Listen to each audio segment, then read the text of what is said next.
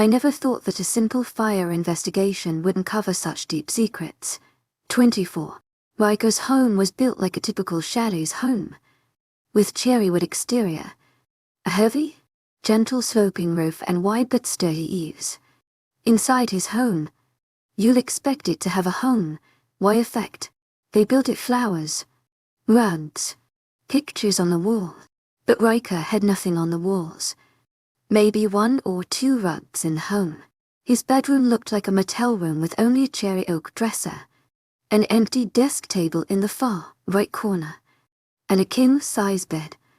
However, his office was a different story. It probably was the only room that had the most furniture. 2 love-seat sofas surrounding a glass coffee table, windows that touched ceiling to floor that overlooked a garden and a long curved balcony there.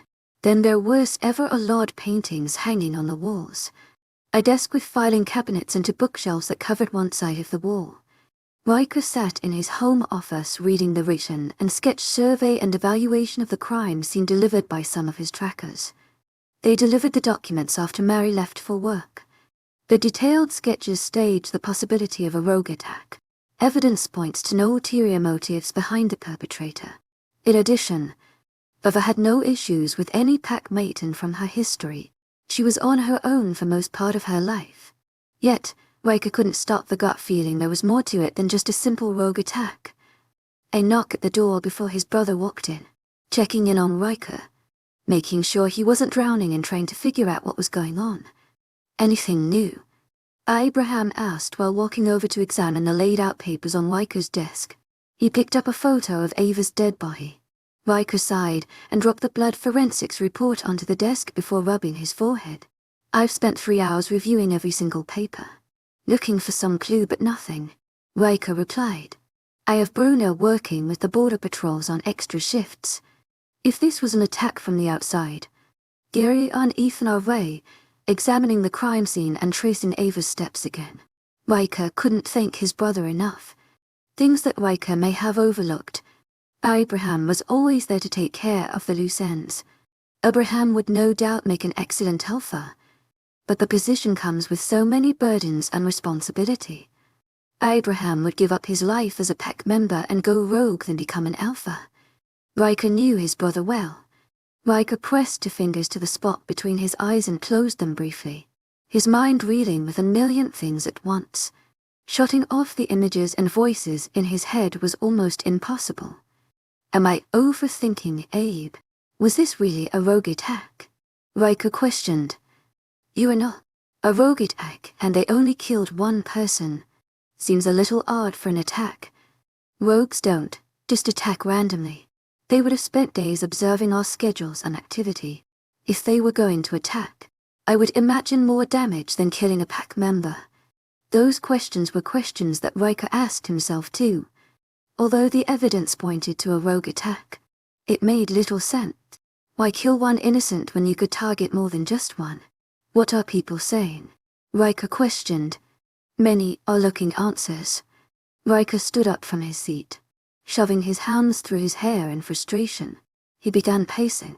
The throbbing in his temples increased. How about we take a break? Come back with fresh eyes? Abraham suggested, realizing that his brother was close to losing it. Riker growled low in frustration. Unanswered questions were bugging the hell out of him. Still pacing, he rubbed at his temples. Did you have lunch yet? Abraham inquired. Food is the last thing on my mind. Abe, Riker muttered. But you need a break. Abraham started putting the evidence and sketches away. Riker looked at his brother while he put things away. He needed to step away. Staring at the same thing for 3 hours wasn't giving him any answers. After the brothers packed and locked away the papers, they headed for Easton's restaurant. They got there a little afternoon. The restaurant was busy as usual in the late afternoon. Riker's eyes flickered to the door that led to the kitchen. Mary was behind that door. He could see her sweating away in the kitchen with a driven focus. Last night, Mary saw through a part of him. He felt exposed. Instead of being afraid, though, he let go. I'm with you. Whatever was happening to him, he had no control over. Riker was slipping fast, and it rattled him. Deep in thought, he was a little late in catching movement to his right. Easton stood at their table with their order. Usually, Easton would greet them with a positive air.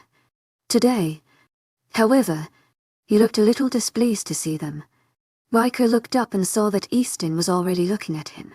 To my agent extraordinaire, Madeleine Noble, heartfelt thanks for your unfailing patience, enthusiasm.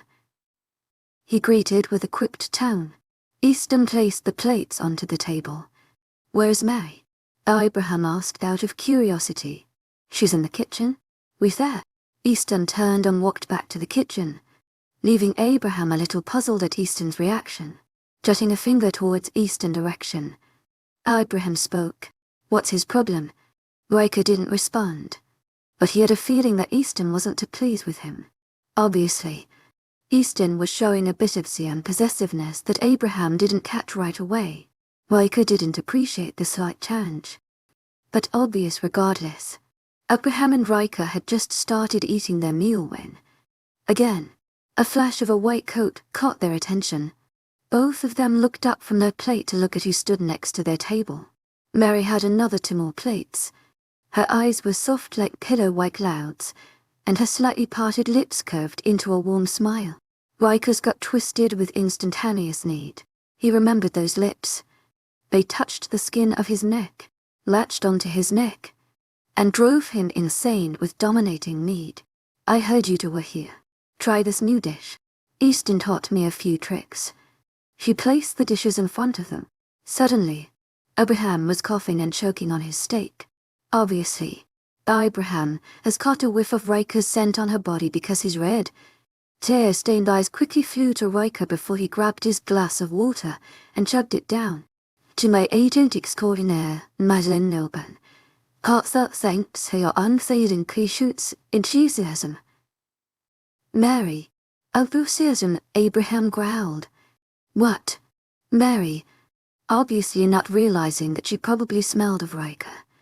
You smell. Riker kicked Abraham under the table. He made an OF sound before he groaned in pain. Are you all right? Riker interjected. He pulled Mary's plate closer for a closer examination. Mary pinched her chef's jacket between her fingers and took a sniff. Do I smell? You smell like you've been in the kitchen cooking all kinds of different dishes. Abraham lied through his teeth. Riker took a bite of Mary's dish. He could taste the subtle corn flavor mixed with bacon and subtle spices of the shrimp. Mary waited for Riker's reaction. After his first taste, he nodded his approval. It's delicious. Mary broke into a gorgeous smile. I'm glad to hear that. I'm learning so much from Easton. He's an amazing chef. He's very patient and generous with me. It's kind of funny. The way he cooks differs completely from mine. But when we cook together, it's like a perfect symphony of flavors. She chuckled while shaking her head. Riker pushed Mary's plate away. Abraham's eyes moving from Riker to the plate before returning to his brother. Picking up his fork, he poked a shrimp and scooped up some grits before bringing it to his mouth to taste. You should come cook for me every day. Mary. Abraham smirked. But I have a feeling that Easton may not like that idea. I know him very well and he doesn't like many people. People find him intimidating, but it looks like you get along very well with him. Losing you might be hard on him. He's very sweet. Mary replied. From Riker's peripheral vision, he saw Easton stepping out of the kitchen before locating Mary. Immediately, he headed in her direction. Something ugly was growing inside Riker. He shifted in his seat and picked up his glass of water to chug down. Abraham watched his brother swallow his jealousy before Riker slammed the glass onto the table rudely. Easton touched Mary's shoulder. It was a gentle touch, one that merely directed her attention back to him. I didn't mean to leave you alone in the kitchen. Mary apologized. All is fine. The orders have stopped briefly, which was why I stepped out to check on you. Easton stepped a little too close to Mary for Riker's liking, but Mary was an unmated female. It allowed her to be courted by more than one male. Was that reason enough for Riker to clamp down his rising territorial urges? No. Easton's actions were evident, even if Mary didn't understand. He was asserting his courtship intentions in front of them, completely disregarding their titles or the fact that Riker was his superior and he should be afraid. Riker felt his control slipping when Easton placed both his hands on her shoulders and then turned her to face him in his arms. Jerking up into a standing position, he surprised everyone at the table. "I have some errands to run." Riker nearly growled his displeasure. Mary grabbed onto Riker's forearm before he could run off. "You haven't finished your food," she said with a confused frown. "I'll be fine. I remember Alexei needed me to look over the new shipments of seeds." With that quick response, Riker left Mary behind, uncaring if Abraham followed. Once he was outside, he broke into a run, something to vent his frustration and kill the jealousy that was pitting his stomach. When he arrived at the greenhouse, Riker felt his animalistic instincts stampering down. His mind was a little clearer. Riker thought about Easton and Mary. The thought of the two together put an unsettling feeling in his stomach and in his chest, pulling at the vegetables and telling to the dirt.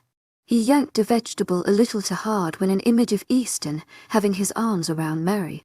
Growling, he wiped his sweaty forehead with the back of his gloved hand. Riker worked away for hours, trying to get rid of all emotions and feelings, trying to find the peace that he usually has when he worked in the greenhouse. Then Riker heard a door squeaking open. He looked towards the entrance and to find Mary. She stood there in her chef's jacket, her hair up into a ponytail. Her eyes swept across the greenhouse until it founded Riker, kneeling in the dirt and staring at her. Riker's eyes dipped lower to her hands. She was holding onto a basket. "Hi," she said nervously.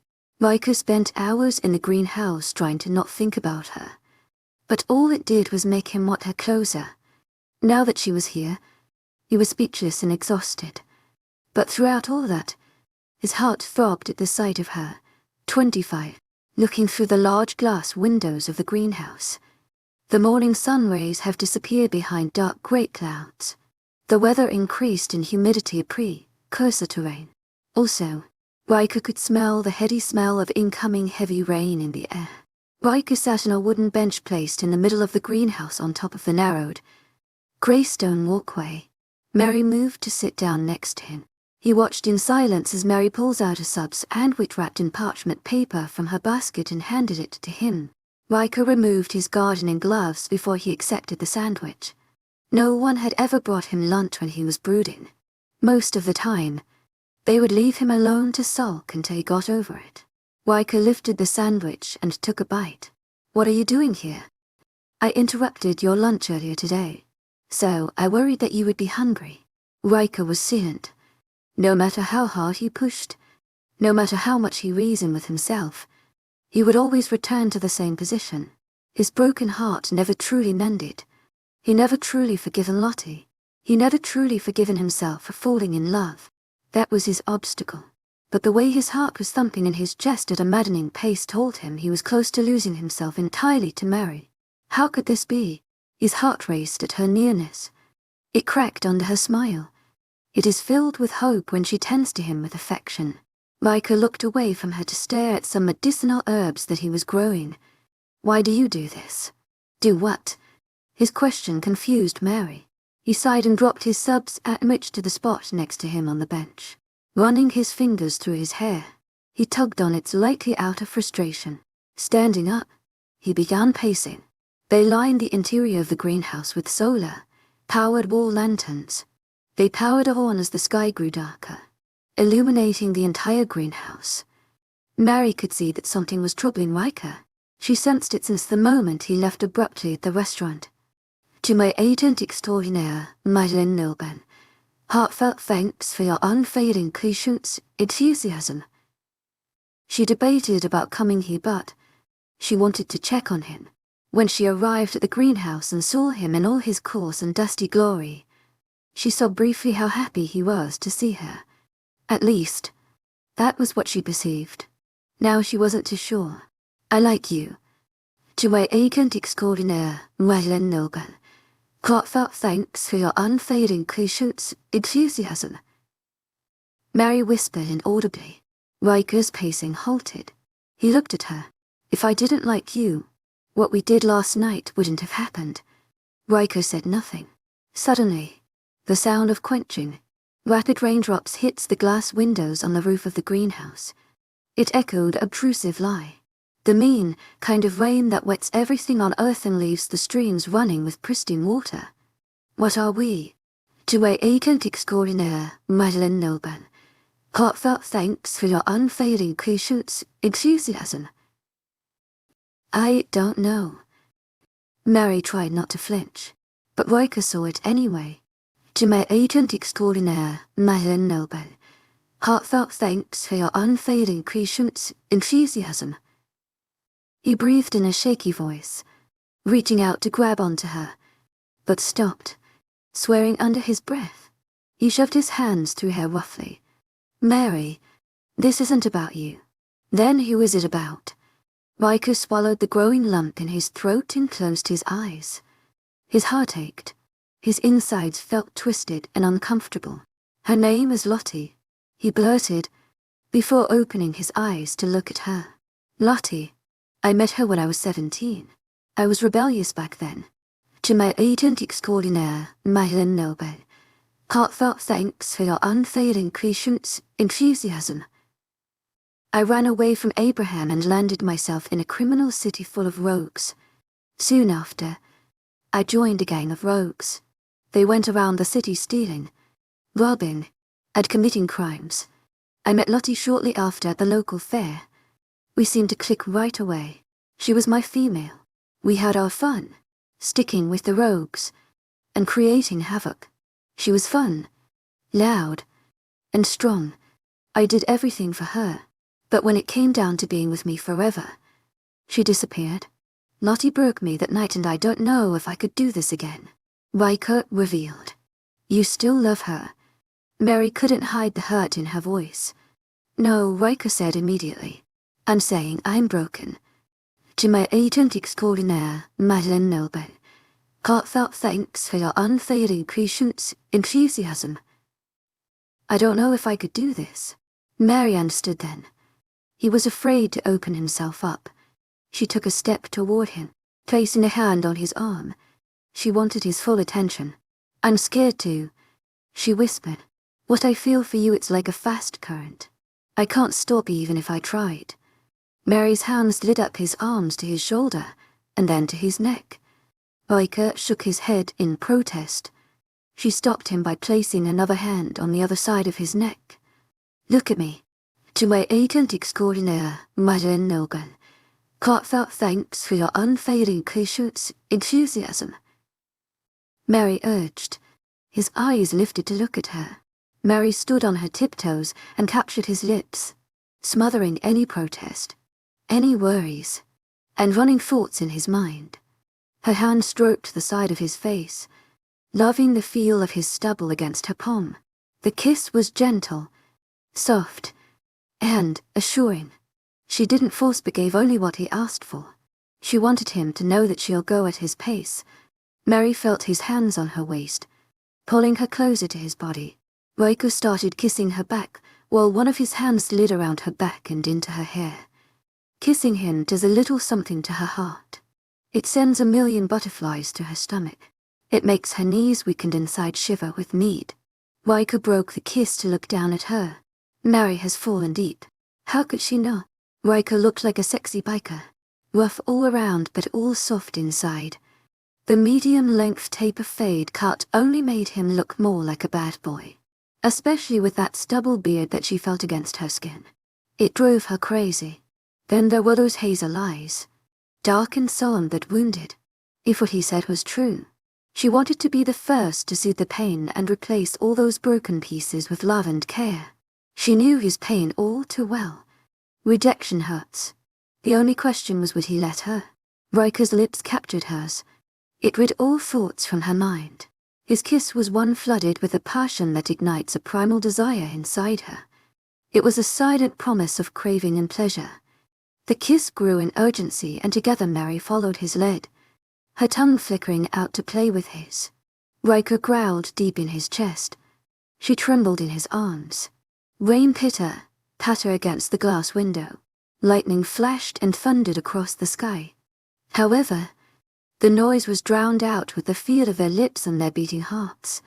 Riker broke the kiss first to brush little kisses on her jawline before dipping to the curve of her neck. Mary released a breathless sound and clung onto him. "Tu m'as étant extraordinaire, my noble. Heartfelt thanks for your unfailing patience, enthusiasm." "What are you doing to me?" he whispered huskily. She could ask him the same thing.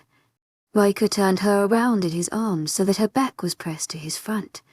His lips continued its descent down the curve of her neck. Mary could feel his hard length pressed to her bottom. "Can I?" She knew what he wanted. He was asking for permission to do more than just kissing. Unable to speak, she nodded. Instantly, she felt his hand slid into her pants and cupped her. Mary bit her bottom lip just as he stuck two fingers inside her, pumping and stretching her slowly at first. Riker held her up with one arm, controlling and holding her so close to his large body. Her insides were a puddle. She clenched his pumping fingers. He could feel how close she was to the edge. Her whimpers turned breathless and quick. Removing his fingers, he turned her around to capture her lips again, moving to remove her hair tie to allow her hair to drop down to her shoulders. Then, he unbuttoned her chef's jacket at the top before putting down her tank top. He didn't even bother removing everything. He only peeled what he needed to gain access to her breasts. Once he freed her breasts, he fell back onto the bench before dragging her between his legs, his mouth latching onto one breast. Her hands ran through his hair, holding him close to her breasts. He slid the tip of his tongue around her nipple before flicking it. It was the last straw for Mary. He teased her enough. Her hands tugged at his hair hard. The next second he had her twisted around again. She tried to look back, but Riker wouldn't allow it. She heard him sipping before he pulled down her pants halfway and down into his lap. He stopped though when the tip of him touched her entrance. It was only a second though. The next second, he pulled her down onto his lap completely. It was the best feeling ever, hitting her in places she didn't even dream of. He wrapped one arm around her front and pulled her back to rest on his chest. Slowly, he pulled out and in. It was like he was taking his time. He wanted to savor every movement, every sensation, and moan from her. Mary could hear his hard breathing, so she wasn't the only one going crazy over all the feels. He might be acting like he was in control, but she could feel how much he was liking this. The way his arm was tight around her upper body and the way he breathed didn't even leave Mate feel desired and cared for. Her heart ached. "Tu m'as étant extraordinaire, my noble. Heartfelt thanks for your unfailing patience, enthusiasm." "Please." His arm that held her body tightened as he increased his pace, pummeling into her so quick and deep. She never wanted him to stop. "Look, Mary." Standing up, he held her close and swapped their position. She was bent over with her hands on the seat. He stood from behind and took her hard that her body shook. It also drove Mary closer to the edge. Her back arched and she tried to wiggle away because it was all coming too fast and she wasn't prepared for the incoming orgasm, but Riker's grip on her hips was firm. He pulled out and slammed back into the hilt. She cried out his name as she fell over the edge. Her body shook so hard. All the while, Riker didn't stop his pace. He made sure she received the best orgasm she ever had. Then he pulled out and spilled his seed onto her backside. When he was done, he wiped her down as much as he can with the napkins she brought. They finished getting dressed. It was still raining hard outside. Mary fixed the last of her buttons before looking up at Riker, who was already looking at her. When she did look at him, though, he placed a hand at the back of her nape and pulled her a hard kiss. Her heart skipped several beats, and her stomach performed jumps. There was no use in fighting their attraction. Riker wanted her. He just needed to find the right time to tell her this. Because through all this, one thing was for sure clear for him. He couldn't let Mary go. She was going to be his one way or another. 26. A couple of days passed since Riker and her little rendezvous in the greenhouse. Every time Mary thought about what happened, she would blush in silence. To be honest, it was a little amusing. She never thought she would be in that kind of intimate situation. Thinking back to how he touched her and made her come alive, She never felt such a rush of self-confidence and love. It shook and frightened her all at once. For the 100th time since the start of Mary's first day off from the restaurant, she blushed again. She was scrubbing the floors with some old rags and a bucket filled with floor cleaner, but her mind was completely elsewhere. Slow scrubbing, careless movement with a weird smile on her face. She sat on the hardwood floors of her kitchen with a little dazed look. It took a while before Mary heard the knocking on her front door. They were loud and impatient. Quickly, she dropped what she was doing and stood up to open the door. Alexei stood on the other side with a basket filled with all kinds of goods. She saw some home-baked bread, a jar of pickles and a carton of eggs. The early morning sunlight shined on Alexei's horrid, scarred face. The scowl he wore on his face was intimidating and filled with irritation. He wore a worn white shirt that had old grease stains all over it and light, stained, denim blue jeans.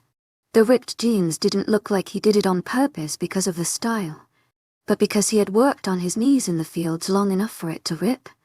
Alexei shook his head and his black hair slightly fell over his right face to cover some of his scar. For a minute, there was an awkward silence between them. Mary was a little shocked to see him here. Alexei said nothing. The rude male pushed the basket right into her arms, afraid that the goods would fall on the small stepped porch. She grabbed onto it instantly. "Good morning," she finally said. "Ma asked me to drop these off for you." Mary looked down at the basket once again. The bread had a golden brown crust to it. The pickles in the jars looked deliciously pickled, and she knows for a fact that the eggs in the carton was from their chickens on the farm. This was really sweet of them. She didn't have to modocent like to owe favors. Mary couldn't stop the frown from appearing on her face. "I wasn't asking for anything in return." Mary could feel her frustration rising. "It doesn't matter. She asked me to bring this to you." Alexei brushed her response off like nothing. "Well, wait here a minute. I baked some cookies earlier. How about I pack some for you to bring back to share?" Mary halfway turned but stopped when Alexei refused. "We're fine," he said gruffly. "I said wait." Mary nearly growled her reply. Alexei stopped retreating, his eyes trained on her. Mary didn't mean to snap angrily. She just didn't like how Alexei was treating her. "Come inside," she ordered, without looking behind. She walked inside with the basket still in her hands, placing the basket onto the small kitchen counter. She started packing the cookies she baked this morning into a Ziploc bag. Surprisingly, Alexei followed her inside, standing in the middle of her cabin with his hands stuffed in his pocket. With his towering figure, he looked like a giant enclosed in a small space. Even her furniture looked small to his size. "I'm sorry if I came all rude," Alexei said, breaking the silence between them. Mary looked at him. She knew he meant no harm.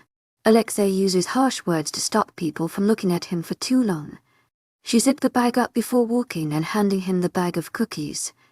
"To my agent extraordinaire, Madeleine Nobel, heartfelt thanks for your unfailing patience, enthusiasm," she replied. "I'm sorry that I snapped." "Yeah, you did. You surprised me." She broke into a smile before chuckling softly. "Just know that I appreciate everything you and your family have given me, and when I give you guys things, it is not to make you guys feel uncomfortable. I just wanted to thank your family and you." Alexei said nothing, but nodded his head in understanding. She hoped that this minor exchange in conversation would change how Alexei interacts with her. After he left, Mary continued to clean her little home. It was late into the afternoon when she finished, and her stomach was grumbling in protest. She made herself a quick sandwich before settling down outside on her porch step and calling her brother on a satellite phone that was given to her on her first day here. Marcus answered right away. "How is everything there?" Marcus asked. "It's going great. I found a job here and am learning so much. To my agent extraordinaire, Madeleine Nobel, heartfelt thanks for your unfailing patience, enthusiasm." The things that Riker has done for the pack here. To my agent extraordinaire, Madeleine Nobel, Heartfelt thanks for your unfailing patience, enthusiasm. She is amazing, sweet, and kind Riker. Hung Arcus interrupted.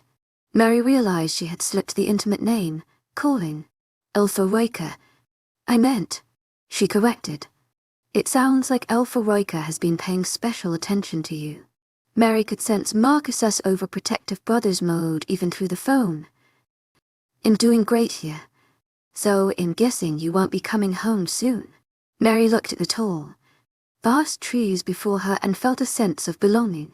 It seemed so quick, but she felt more at home here than she had ever been. The weather and elevation took a while to adjust, but aside from that, she loved everything about living here. To my agent extraordinaire, Madeleine Nelbe, heartfelt thanks for your unfailing patience, enthusiasm. Marcus called for her attention again. I don't know, she replied. She could hear Marcus huff of frustration. This is for me. To my agent extraordinaire, Madeleine Nelben, heartfelt thanks for your unfailing patience, enthusiasm. Mary reminded him again. I'm a big gun. I should get to decide my future. I know, Mary, but the kids they miss you and Donnie. She's pregnant. I'm just worried about you. They'll come back to visit. Mary replied. They can't travel to see her. With Donnie being pregnant, it was important that they stayed safely within the pack. She could understand Marcus's struggle right now. His mate's pregnancy, and now he had to worry about her too. You're really going to stay there? He said it like a question, but they both knew it was a statement. They said nothing for a bit before Marcus spoke up again. I miss those days when you needed me. When I had to protect you from everyone and when you looked at me like I was your hero. It was easier for me to take care of you. I still need you. To my agent extraordinaire, Madeleine Nelben, heartfelt thanks for your unfailing patience, enthusiasm. Not the same way. He was sad. She didn't respond because she was fighting back tears, swallowing the lump in her throat, trying to control the vibration in her throat so that when she speaks, the words don't come out shook and filled with tears. I'm proud of you, though. To my agent extraordinaire, Madeleine Nelben, heartfelt thanks for your unfailing patience, enthusiasm. It's always been us, and I've gotten used to taking care of you, but to see you grow into an amazing female, it's because I have you. Damn. Her voice shook. Marcus says next I was shaky too. I have to go. Donnie is up from her nap and the boys want food. If anything happens, you'll let me know. You'll call me, Marcus asked. Even if she tried fighting back her tears, they slipped down her cheeks like a waterfall. With her vision blurred, she took in a shaky breath and bit her lips. She missed her family so much. Hearing Marcus's voice made it harder for her because they have never been this far apart.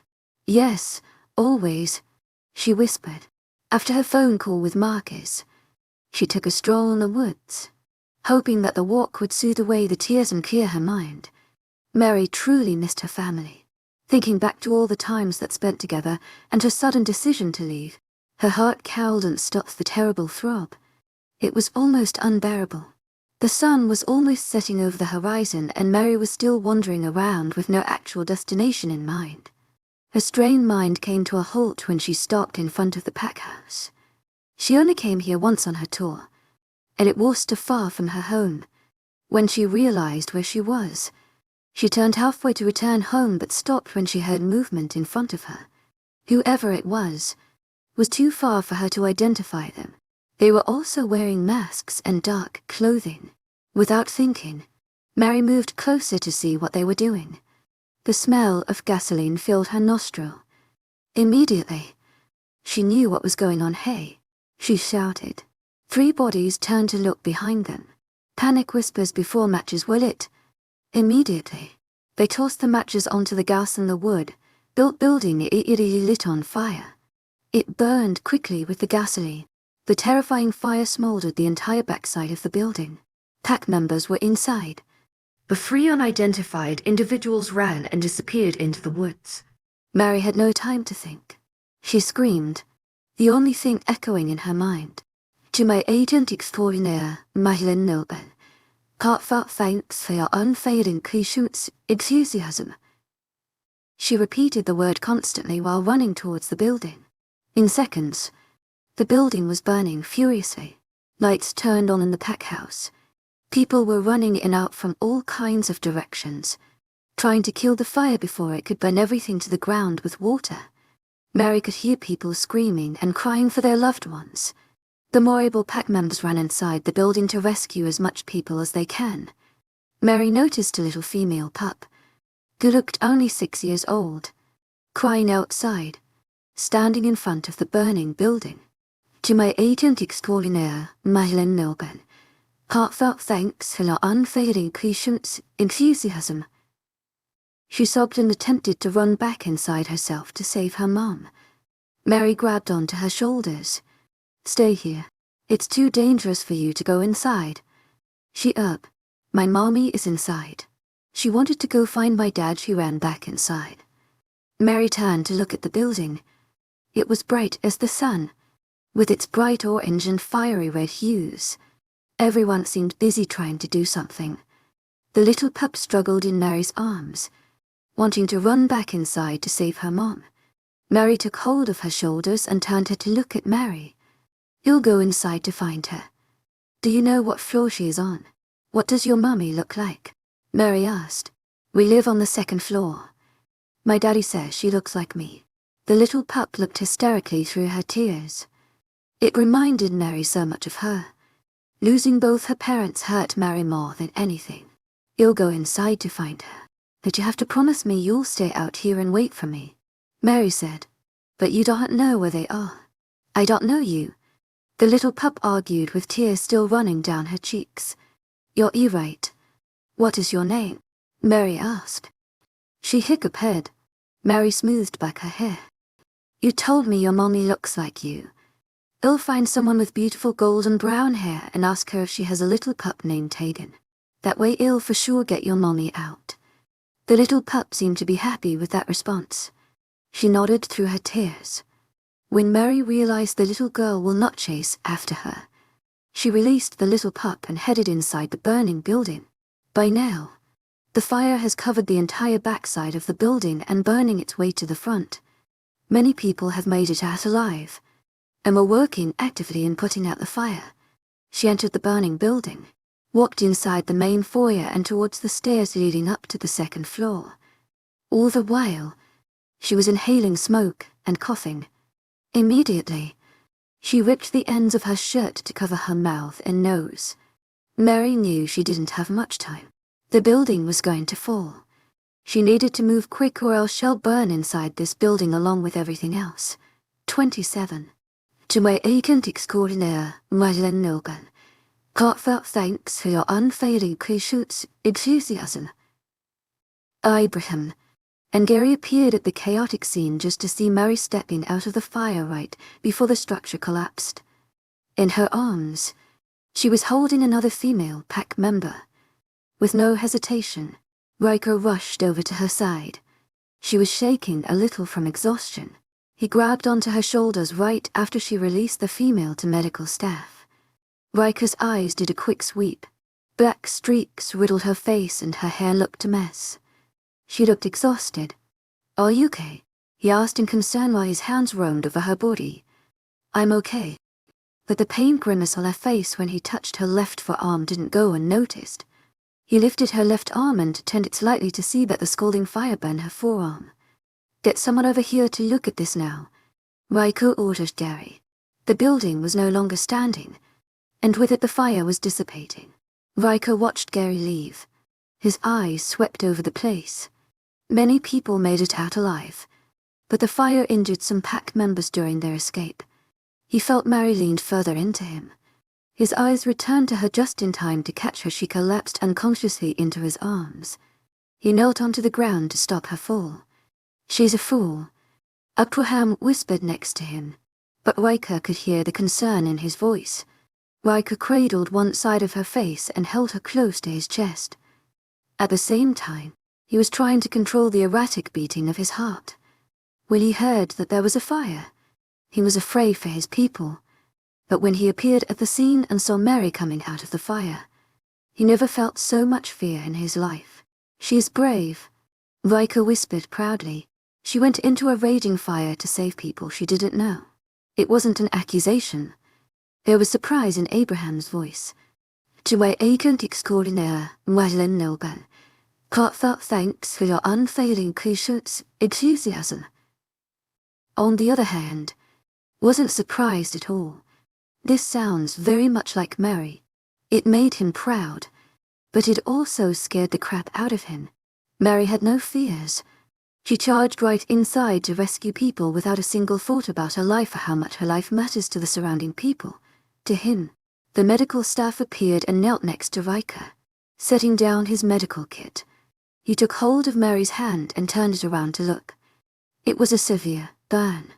It scalded the entire backside of her forearm. It would leave a terrible scar. The medical staff murmured before opening his kit up. He pulled out a medicinal jar. In a hospital setting, it would be more convenient to debride the bad skin tissue before applying medicinal herbs to increase the healing process. Riker understood. There were many other people that needed attending to, many of which received more severe burns compared to Mary. This will relieve the pain and increase the healing process, the medical staff assured him. "What is it?" Riker questioned. "No worries. To my agent extraordinaire, Madeline Nilban, heartfelt thanks for your unfailing patience, enthusiasm. It's a herbal mixture that I learned a while back during my residency. It has gotu kola in it to help with skin repairing and aloe vera to help with the burn." Mary didn't wake up. She slept through the dressing of her forearm too. When the medical staff finished tending to Mary, he packed away his medical supplies before separating from them to tend to others. Riker was in a dilemma. The leader in him felt the need to stay and manage things here, but the male inside of him wanted to tend to the female in his arms. Looking away from Mary's unconscious form, his eyes did a quick sweep of the surrounding chaos. People were distraught and soon they would start asking questions that he didn't have any answers for. "Carry her to my house, Abe." Riker looked at his brother. Abraham nodded before taking Mary from Riker's arms. He watched Abraham carried her away before turning his attention to the scene. Bruno and Gary appeared in front of him, each wearing a grim look on their face. Riker noticed Gary was carrying something. When his eyes landed on the red-tinted gasoline containers, "I found several of these at the edge of the woods," Gary stated. There were also footprints. If I could guess it correctly, to 3 people. To lighter in build and one who is heavier. One set of footprints has a heavier set of prints on the ground. They fled. Riker murmured more to himself. Which means that they didn't have time to cover their tracks. Someone caught them. It must be those damn juveniles. They are always causing trouble. They must have. Bruno stopped when he saw Riker shake his head in disagreement. "No, it's not them. They are rule breakers. But they won't go this far," Riker argued. "It has to be them. Those pesky little brats don't care about the pack. They just want to have fun." Bruno combated. "We shouldn't allow them to act this way." Riker had recently taken in a group of rebellious juveniles. They were rule breakers and acted tough around everybody, but those were simple disobedience. They wouldn't dare go as far as harming others, and Riker knew that thoroughly. Riker agreed with Bruno. They shouldn't act this way. But Riker could see himself in the group of juveniles. They were lost and so afraid of acceptance. Their only shield of protection was to pretend that this new life meant nothing to them, when they truthfully sought something more than fear and sorrow. People who migrated to his pack always sought more. Alpha Riker. Riker turned to see Clarence. Clarence was an elder pack member that lived in the pack house. He had no children or mate. Mainly spends most of his time minding his own business. However, Riker valued his opinions very much. Clarence was once a council member from another pack until he moved away. "May I have a moment of your time?" Clarence looked at Bruno and then at Gary. Riker dismissed them before turning to look at Clarence. A few members of us linked forward. They all looked tired and worn from trying to put out the fire. "Do you know what happened?" Clarence was the first one to ask. Riker shook his head. I wish I had the answers for you all. But I don't right now. Some of them nodded in understanding. I apologize greatly. I wished I could give you all answers. But there isn't. I failed in protecting you. You do not need to explain yourself. To my agent extraordinaire, Madeleine Nilban, heartfelt thanks for your unfailing patience, enthusiasm. We know you do everything you can to provide for us. Clarence interrupted with a wave of his hand. Many people were injured, Riker argued, feeling the guilt of not being able to save them all. Yes, people were injured, but our lives are not in your hands. To my agent extraordinaire, Madeleine Nilban, heartfelt thanks for your unfailing patience, enthusiasm. Life happens. Death happens. Our lives are our own to save, and you have saved us. We can never thank you enough. Do not think too hard on this. The few people that had wandered over nodded in agreement. But Riker knew that even if some believed so, others wouldn't. Is the female okay? Someone asked, changing the subject entirely. It took Riker a minute to understand that they were asking about Mary. We saw her rush first into the fire and help pull someone out. Then she ran back in to save another. That female amazed me. She didn't stop until she knew everybody was out. She didn't even know us. And she went running in to save my little girl. Although everyone was complimenting her and feeling grateful towards her, Riker still felt that she shouldn't have done it. She risked her life without considering the consequences. She could have died. She's all right and resting now, Riker assured them. It was late when he finally got to go home. He made his way up the steps and towards his bedroom, exhausted from Ray, homing his pack members into a community center until he could find them a new home. He stunk of smoke and sweat. Opening the door, he had totally forgotten about Mary until he found her sleeping on his bed. He had asked Abraham to bring her to his home because he felt it would be safer to have her closer to him. He didn't think that they would let her sleep in his bed. He also had a spared bedroom. Walking over slowly, as to not wake her, he looked down at her sleeping form. Her bandaged hand was lying on top of the blanket and over her stomach. She looked like she took a shower because she was now wearing one of tea, shirt, and she no longer had black streaks all over her face. After a minute, he showered and hurried to bed. The sun was going to rise any minute now, and he hadn't had a single wink of sleep. Riker crawled into bed soon after, wearing only a pair of sleeping pants, nothing underneath. Just as he was about to settle in, Mary began mumbling. She became more aggressive and moving her legs and arms as if something terrified her. She twisted toward him as if to curl up into a ball. He saw her bandaged arm about to get squished between the mattress and her body and immediately grabbed onto her shoulder to stop her from rolling over. He pushed her back onto her back and scooted closer to her body, making sure his arm rested over her body to stop her from rolling onto her injured arm. She was still moving a little, but her movement lessened, and her whimpers quieted down. Mary May had run into the fire, but it must have traumatized her. She was Ray, living it in her dreams. He saw the worry lines etched on her face. Gingerly, he leaned forward and kissed her forehead and smoothed back her hair.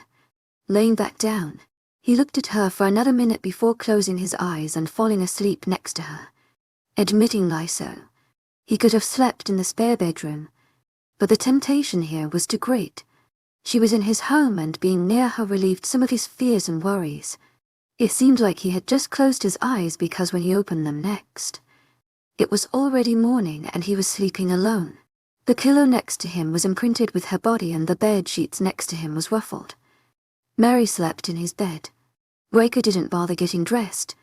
He brushed his teeth and washed his face before walking out of his bedroom and downstairs. His house was quiet with no sound, so disappointment began to settle in his chest. He had hoped to see her before she left, to see if she was doing better. Then Riker heard soft footsteps in the kitchen and gentle murmuring. Mary was in his kitchen cooking. He turned and walked down that hallway and into the curved archway that led to the kitchen. She was still in his shirt, but he wasn't sure if she wore anything underneath his shirt. "Good morning," he announced his presence. Mary dropped the spatula in her hand when she heard his name. "Oh," she said. He sauntered around the small marble island to stand in front of her. Mary's eyes traveled slowly down his without clothes chest and then flew back to his face. A blush marred her cheeks. Riker couldn't help but admit he liked this vision in front of him. Mary was in his kitchen. She reached for the spatula and his attention was caught by his bandaged arm. "How is your arm?" He reached to take hold of her hand to bring her arm between them. "I checked it this morning. It still looks pretty ugly." They have moved closer to examine her arm. It was like a magnetic was pulling them together without them even trying. "You shouldn't have gone inside." He looked at her with displeasure. But why?" She stuttered in disbelief. She was trying to save his pack members and he could have been grateful. "You could have gotten hurt," he responded, still scowling. "I didn't though." Mary argued and yanked her hand from his. She took a step away and continued to cook breakfast, turning her back to him. "Mary," he sighed before shoving a hand through his mourning. "Unkempt here. It's not that I am not grateful. I'm thankful you were there to save them. If it were me, I would have done the same, but I don't want you to get hurt." "But I didn't," she said again. "And this is my choice. You have no say in this." He gave a short laugh before moving to stand next to her. He leaned against the counter. "I think that I have some sort of say in this because I promised your brother I would take care of you." Mary turned to glare at him with her spatula still in her hand. She was making some scrambled eggs. "Before you get angry with me, I only say this because I care about you. I truly do not like seeing you getting hurt. So, the next time you decide to rush into a raging fire, think about me too." Mary didn't know how to argue with that. It was his feelings that he was expressing. He had a right to feel that way. The way he said it, however, made Mary feel special. 28. It was mid-afternoon when Riker headed to the community center to check on his pack members. Mary had left after breakfast to go home to change into her clothes. Riker said nothing to her because his mind was back to what happened last night.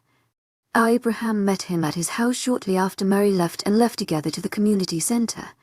The building was formerly used for educating little pups, but when the new high school building was built, they moved everyone into that one building. It had enough separate sections to teach everyone. Now the building was used to host events and to hold meetings. However, they have cleared the space for everyone. Abraham and Riker entered through the double glass doors.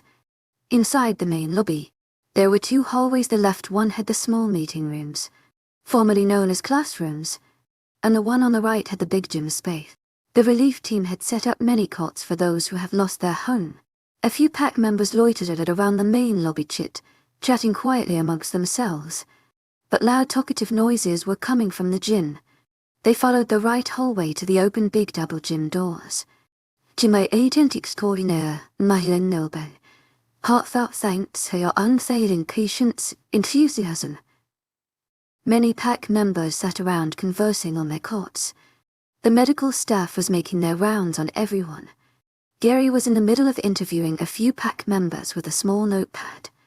But when he saw Iker and Abraham, he excused himself from them and walked over to report. "Got anything new for us?" "To my agent extraordinaire, Madeline Noble. Heartfelt thanks for your unfailing patience, enthusiasm." Abraham asked first. Well, many of them were having dinner or just doing their daily routine. They reported nothing out of the ordinary except for one individual who stated that they saw Mary standing in the back of the pack house where the fire originally started. Riker scowled at Gary.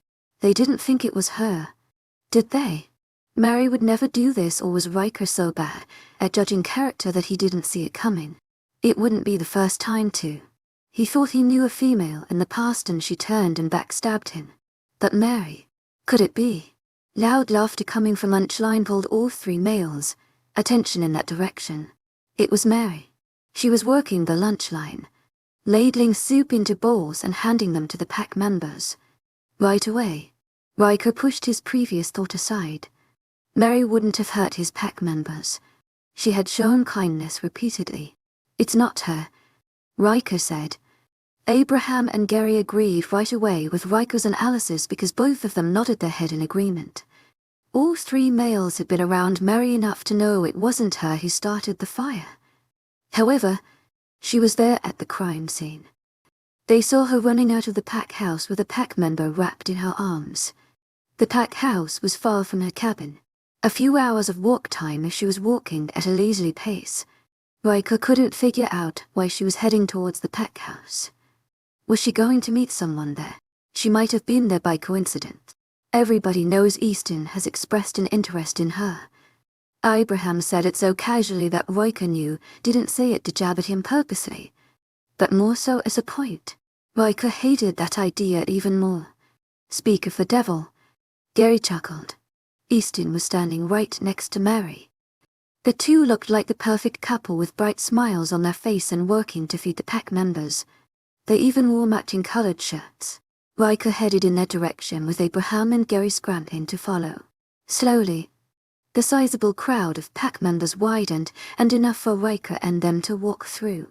Mary finished handing over one soup bowl over to a pack member before she noticed everyone was looking behind them.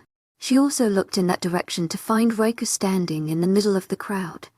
Also Riker, what a surprise to see you here. Mary split the eerie silence of exchanged looks between everyone. It shouldn't be a surprise at all. He's the Alpha. Abraham smirked. Pack members who were nosy enough to listen to the conversation nodded their heads in agreement. Mary cleared her throat before trying to busy herself with picking up another soup bowl. To my agent extraordinaire, Madeleine Noben, heartfelt thanks for your unfailing patience, enthusiasm. Are you hungry? To my agent extraordinaire, Madeleine Noben, heartfelt thanks for your unfailing patience, enthusiasm. Easton inquired while doing the most audacious thing. He reached over and took hold of Mary's hand that was holding onto the ladle. They scooped the soup into the bowl in her hand. Everyone's attention fell on their connected hands.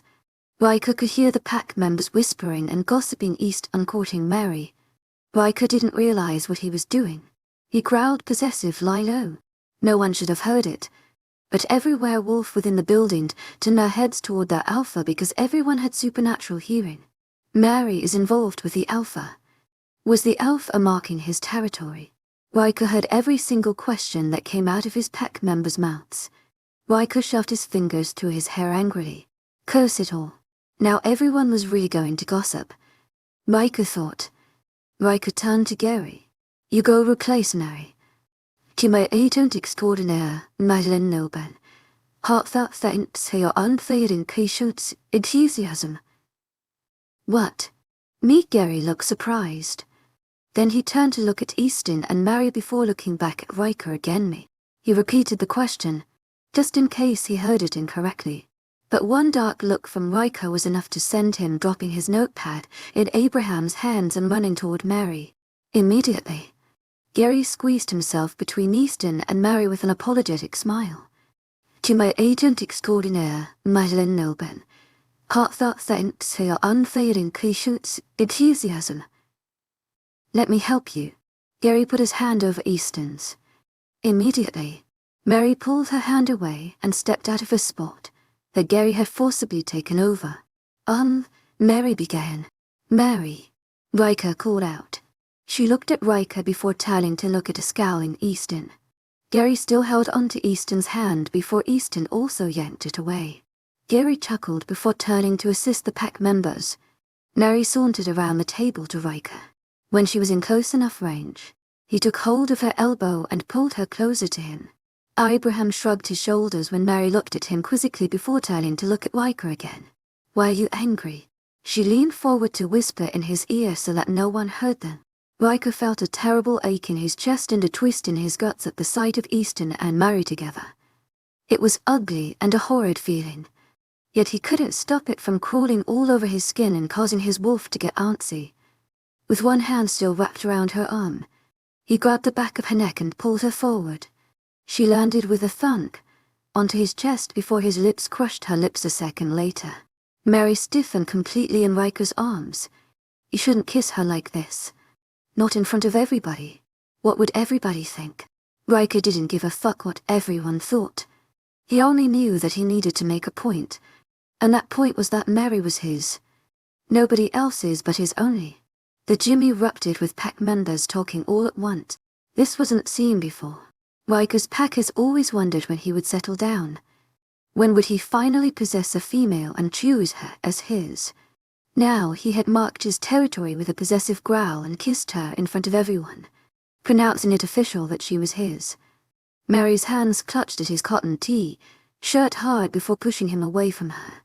Her swollen lips and eyes were wide with all kinds of mixed emotions. How could you? Easton growled. She's mine, Riker snarled. Riker challenged Easton to say otherwise.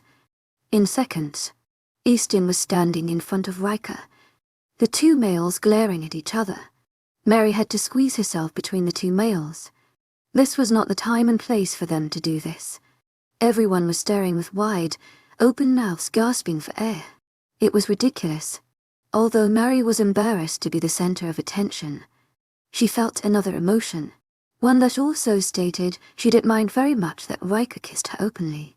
She liked it. Mary placed her hands onto Easton's chest to push him away while her back was against Riker's chest. Riker noticed her hands were touching Easton and immediately grabbed her wrist to pull her away. Easton grabbed the other wrist to stop her. Mary, you have a say in this, Easton argued. You don't have to do anything that you don't want to.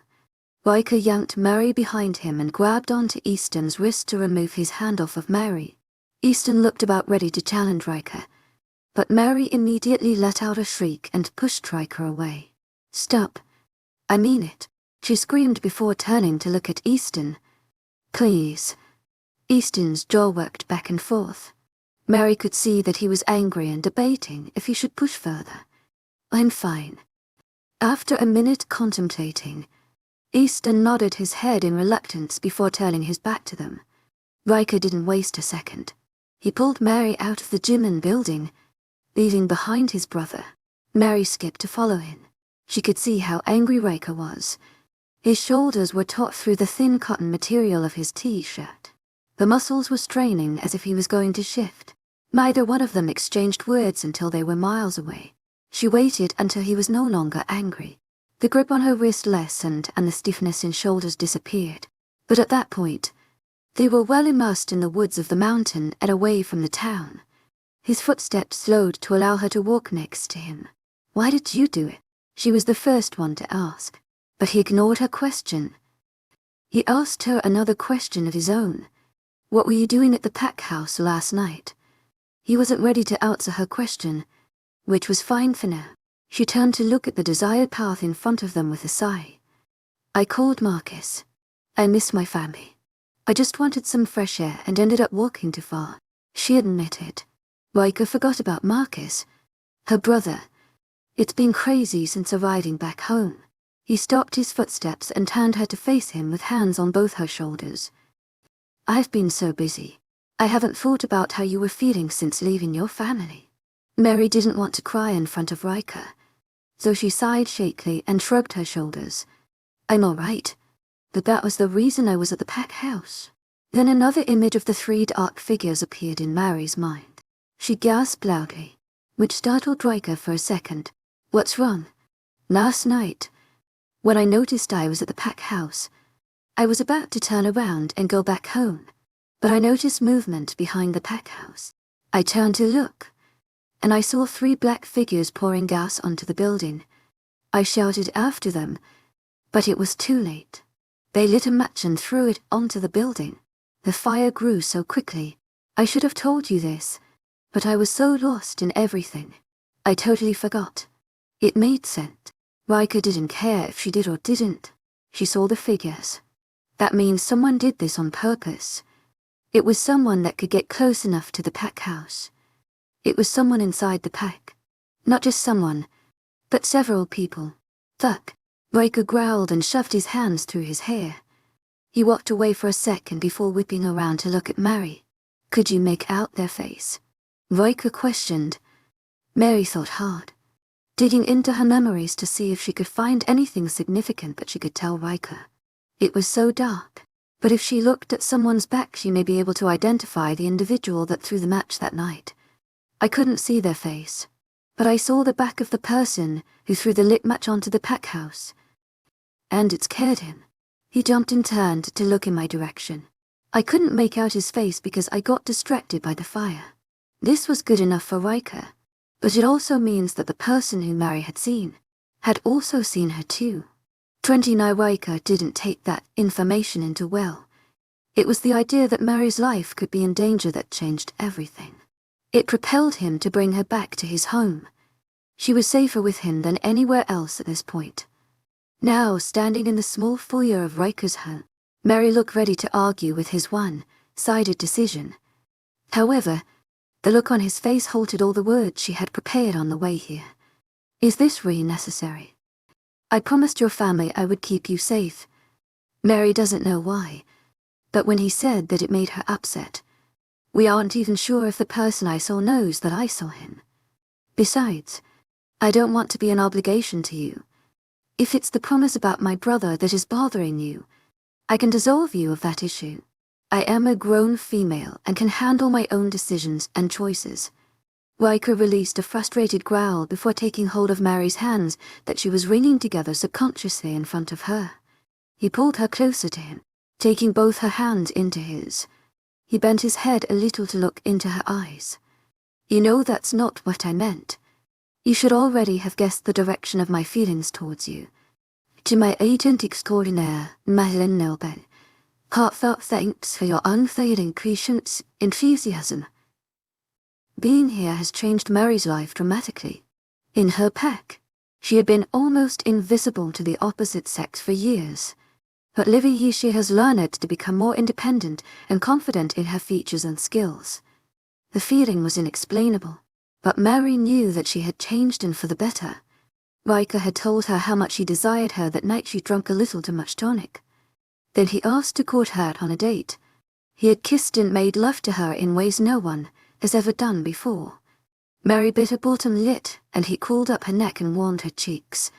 Her gaze dropped to where his hands were holding her securely. With Riker, she felt stronger, confident, and desired. Yet she wondered if what she had guessed was truly what he was thinking. Riker said he got hurt in the past. He may still don't trust her. I may have guessed, but I haven't heard. He stopped her sentence by yanking her into the hard planes of his chest, placing a firm, possessive hand on the back of her neck. He brought their lips together. A gentle kiss, a tug here and there to urge her to let go of her resistance. When she responded by kissing him back, they fell into a seamless sync. For such a rough alpha male, Riker was always tender towards Mary. Maybe that was the reason her heart refused to maintain that steady heartbeat when he was around her. His lips were soft and pillowy. His cardamom and clove scent has become a second scent to Mary. She would bask in it for days if she could. How addicted has she become to him was beyond her. When Riker broke the kiss, he cradled her face. He took his time looking over her features and remembered faintly the first night she had kissed him. There was no point in denying what he feels. This female before him had him utterly trapped within her firm grasps. He had already proclaimed his rights to her in front of his pack already. You're mine, he professed to her. From the moment you kissed me at the mating ball to the moment you left with me that night I was leaving your pack. No one else was going to have you. Riker smoothed her hair to her back, exposing her neck. What do you mean? Mary stuttered. He was looking at her with so much passion and tenderness. Her insides were melting. Her knees wobbled so much in his presence. She had to lean towards him a little to hold herself up. Her heart felt like it was lodged at her throat. Riker smirked as if he knew the affects he has on her. Are you willing to be my mate? My Luna? Lunari must be dreaming. Riker was asking her to be his mate. She felt the room spin, and she swayed slightly on her feet. Dear Lord, he was asking her to be his mate. Her vision clouded with black dots. To my agent extraordinaire, Madeleine Nelben, heartfelt thanks for your unfailing patience, enthusiasm. Riker looked worried. She opened her mouth to say something, but then fainted right into his arms. Luckily, he was quick on his feet, caught her just before she hit the floor. He carried her to his bedroom and laid her in his bed. She didn't answer him, yet fainted. He put a hand to her forehead to see if she caught a fever or something, but nothing. She was breathing okay. Did he shock her with his proclamation? Riker didn't move from her side. He sat and waited until the sun had set over the horizon. Thinking about all that has happened since the moment he met Marian, he had never been more confident in his decision. Mary made a soft sound before she started moving around his bed. His gaze shot from the corner of his room to staring at her. She sighed and turned to her side. A second later, her eyes fluttered open. Riker watched emotions splayed across Mary's face like he was watching a movie. She looked confused for a minute before it turned into pure shock and then horror. Shooting up into a sitting position, she looked at him in horror. It wasn't a dream. It was the first thing she said. "You asked me to be your mate." "And I fainted," she said in exasperation. He nodded once again. "I've imagined this a million different ways. Never did I think I would faint in front of my mate." She groaned and covered her face shamefully. Riker caught the last bit, his eyes wide, and as he moved closer to her. "What did you say?" "I've imagined this a million after that. Never did I think I would faint in front of my mate." It was her turn to look confused. Riker broke into a grin first. He captured her lips immediately. Riker didn't care if she fainted. He cared about her answer. Mary called him her mate. The urge to possess this female was almost frightening to him. He couldn't control the overwhelming power inside of him. The animalistic urge to mark her and possess her body.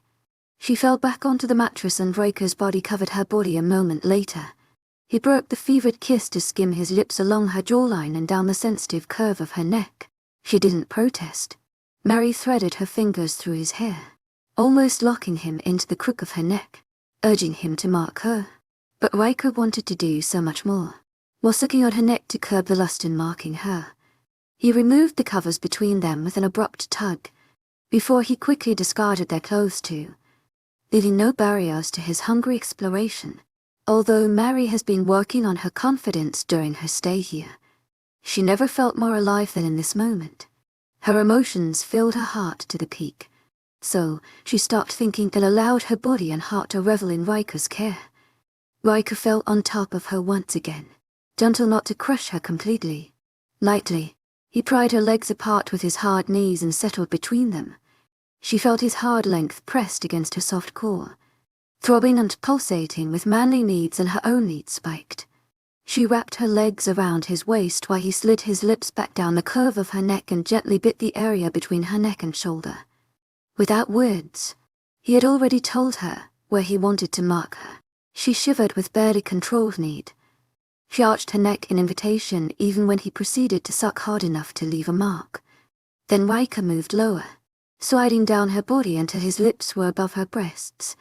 He brought one nipple into his mouth, sucking and lapping around the sensitive tip until she was writhing with waves of pleasure.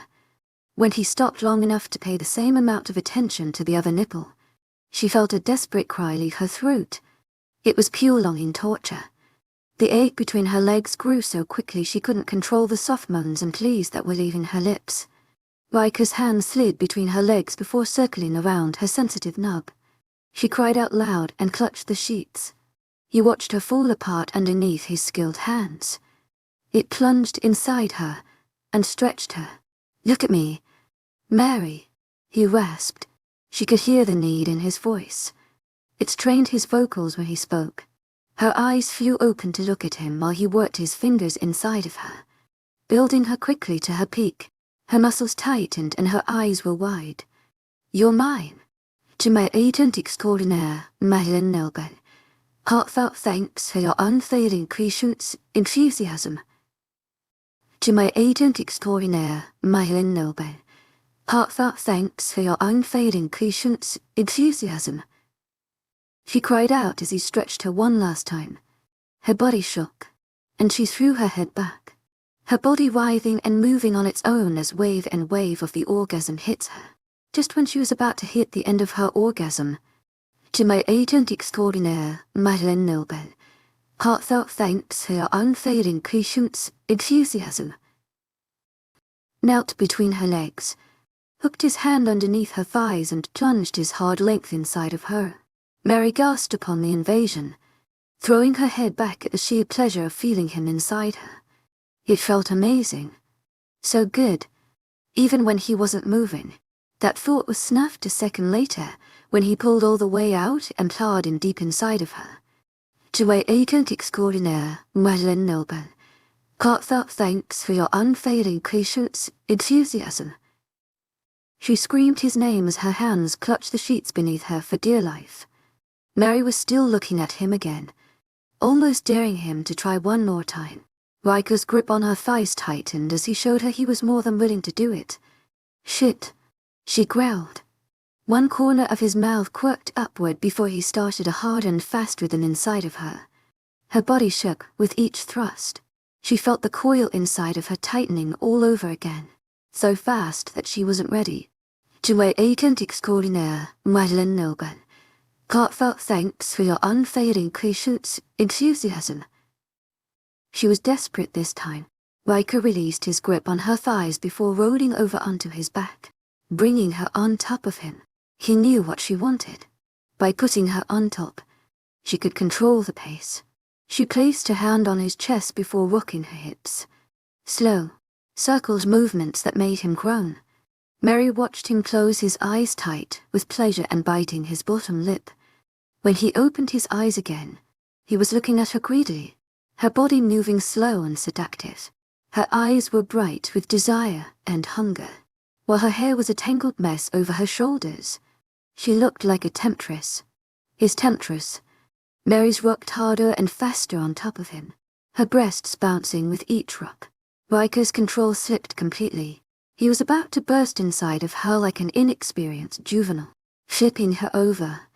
He took back the reins. Riker captured her lips and slipped his arms underneath her shoulders. His body completely covered her. This time, he was going to bring them both to the edge together, and she was ready. Mary kissed him back with equal amount of fever. When he felt her tightened around him, he knew that she was there. Breaking the kiss suddenly, he moved to the crook of her neck, growling like an alpha. His canine lengthened, and when he felt her tight and once again around him, he plunged his canines into her skin. He felt her own canines pressed against his shoulder, and the second that he pierced her skin, she also plunged her canines into his shoulder. Blood filled both their mouths, mixing their bonds and tying their souls together. They both could feel the build-up and tugging in their chest and mind. Neither of them were relenting in releasing their canines. A muffled growl vibrated from deep within Riker's chest as he poured his release inside of her. She was milking him dry each orgasmic wave. When they both came down, Mary was the first to remove her canines, but she made sure to lap at the two little wounds on his shoulders to close them properly. Riker repeated the same action to his mark on her neck. Pulling back onto his elbows, he looked down at Mary. The unspoken words hung in the air between them. They did it. They were finally mated.